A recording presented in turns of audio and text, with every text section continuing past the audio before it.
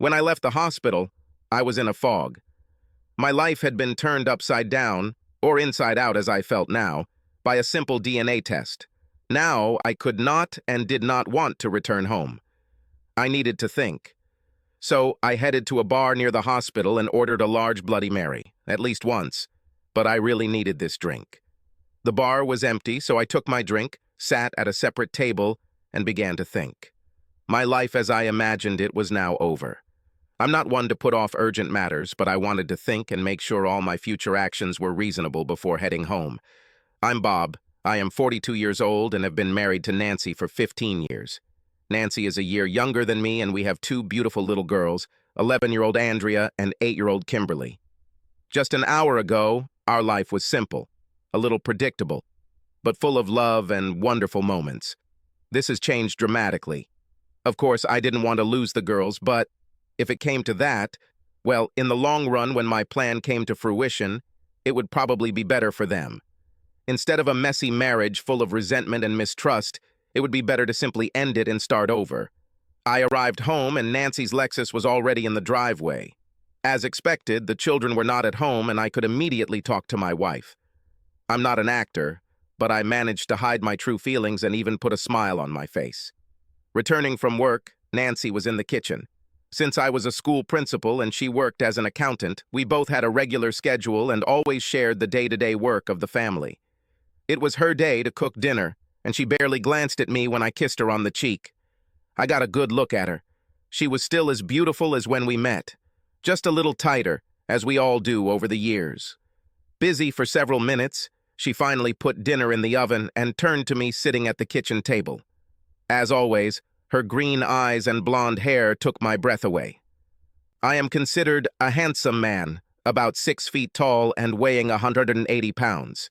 And Nancy has always been a very bright and attractive woman.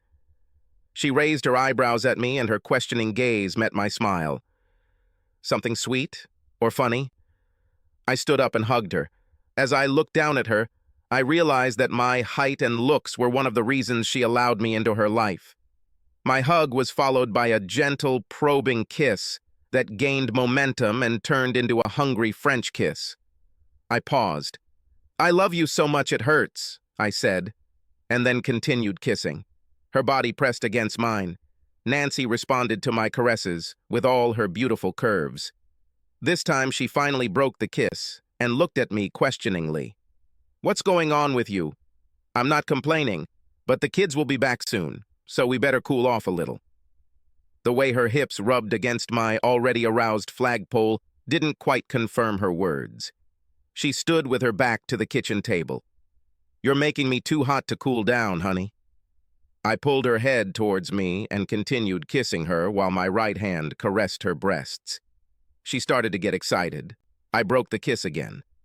"The kids aren't due back for another 30 minutes, and there's one thing I really want right now, and that's you." "Okay, but come quickly." We continued kissing. My hand slid below her waist and ended up in her most intimate place. At that moment, she floated away in bliss. She was not idle. Her hands visited Everest in my pants, and at the same time we began to bring pleasure to each other. The moans on her part intensified a little. She broke our hug and turned around. Now she was facing the table. In an instant, she was completely naked from the waist down, and I did not miss this moment. Our bodies wriggled. At some point, it seemed to me that her screams were heard by the neighbors and children who were about to return. After these wild dances, we both reached the finish line, and with red faces put back on all the clothes that ended up on the floor in the process. "Honey, that was great quick sex. What came over you?" "Okay, now the moment of truth has come." "Well, I have very good news. Do you know how much I love my girls? But I always wanted a boy." Yes," she answered, completely confused. "Well, soon I will become the father of a boy," I said. Nancy was stunned. "What? I don't understand. What are you talking about, the boy? I'm not pregnant." "Not with you, but I will become the father of a boy in 5 months if nothing goes wrong. God forbid," I said, forcing myself to smile. Well, the force of the powerful slap wiped away the smile. This was expected, but it still hurt a lot.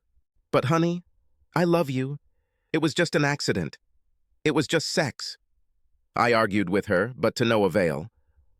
Over the next few hours, Nancy experienced a range of emotions, from devastation at the betrayal to anger and rage. The girls were sent straight to their bedroom while Nancy vented her frustration and anger. Soon I packed my suitcase and left the house, never to return. The following week, I was served with divorce papers. The reason for divorce is infidelity. It means a lot in our state. I was only given a few hours of visiting time with the girls each week. I often received calls from Nancy, who needed to vent her emotions. She was in pain, very painful. I never had an answer to her repeated question, "Why did you do this to me?"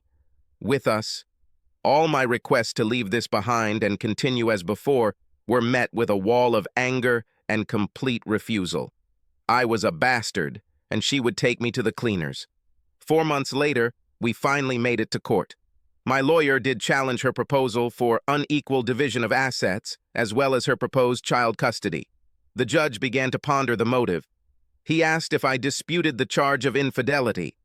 My lawyer was not at all surprised when I said that not only did I not dispute the motive for infidelity, but I also provided data to substantiate it. Both the wife's lawyer and the judge were taken by surprise.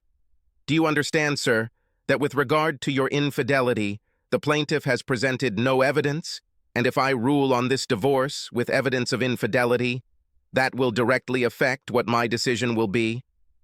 The 50-50 division of assets you asked for would be impossible to achieve, the judge explained.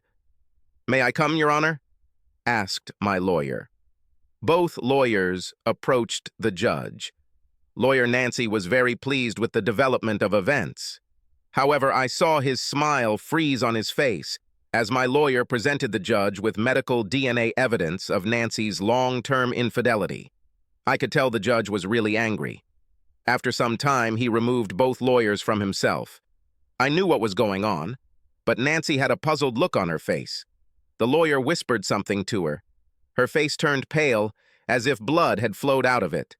She looked at me in complete amazement. The judge said, "This is an unexpected turn of events, and I am really put off by the overall impression that this court has been taken advantage of and deceived.